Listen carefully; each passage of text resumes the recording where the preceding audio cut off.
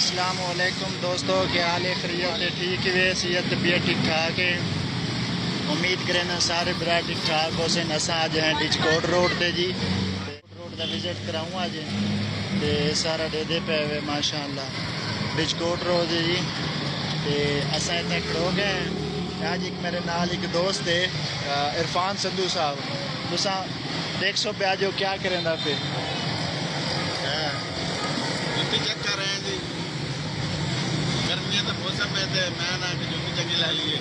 इरफान संधू साहब आते हैं अज तो अस जुत्ती गिने क्योंकि अगू गर्मियां आनिया पेन ते गर्मियां दे विच भी चलो जुत्ती शुत्ती गिने गिनो ते भाई गर्मी शर्मी न लग सी ताको दिखाने आज क्या करें। हाँ जी संधू साहब जी सर, क्या करें पे संधू साहब? गर्मियां तो मौसम में तो मैं ना जुत्ती चंगी ला लिए। अच्छा माशाअल्लाह, ये तुसा दे दे पे जुत्तियां का स्टॉक लगा पे जी।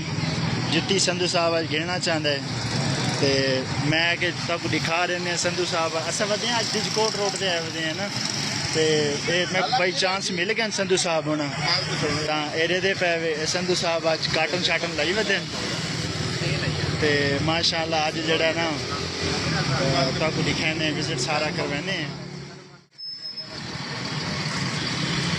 करते भाई यार अपने प्यार वाले जी ने संधू साहब कोई यार प्यार मोहब्बत कर ला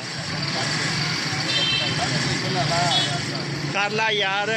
सीनियर इंस्पैक्टर मीटर रीडर सुई गैस है भी दस नाल भाई तुसा साडा अज का व्लॉग दिखे सब किवें लगे तुसा ये भी साकू दसो। नेक्स्ट इंशाल्लाह जड़ा ना मिलते हैं। अल्लाह हाफिज।